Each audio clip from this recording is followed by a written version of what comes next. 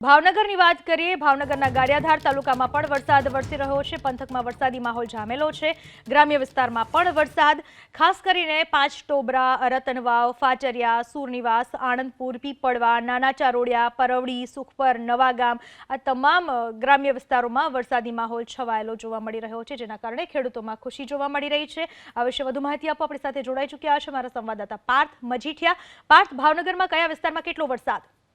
જી જણાવી દઉં, ભાવનગરમાં ગારિયાધાર પંથકની અંદર મેઘરાજાનું આગમન થયું છે। ચોમાસાનું વિધિવત રીતના આગમન થઈ ચૂક્યું છે, ત્યારે ગારિયાધાર પંથકની અંદર હાલ વરસાદી વાતાવરણ છે તે જોવા મળી રહ્યું છે। ગારિયાધાર પંથકના ગામડાઓની વાત કરવામાં આવે તો પાંચટોબરા, રતનવાવ, ફાચરિયા, સુરનિવાસ, આણંદપુર, પીપળવા, નાના ચારોડિયા, પરવડી, સુખપર, નવાગામ સહિતના જે ગ્રામ્ય પંથક છે કે જ્યાં વરસાદનું આગમન થઈ ચૂક્યું છે। વરસાદનું આગમન થતાની સાથે જે નાના જળાશયો હોય, નદીઓ હોય, તેમાં નવા નીરની પણ આવક શરૂ થઈ છે, અને આ સાથે જ વરસાદનું આગમન થતા ધરતીપુત્રો પણ ખુશ થયા છે, કારણ કે જે પ્રમાણે વાવણી કરી છે તેને લઈને સારા પાકની આશા પણ ખેડૂતોને બંધાઈ છે।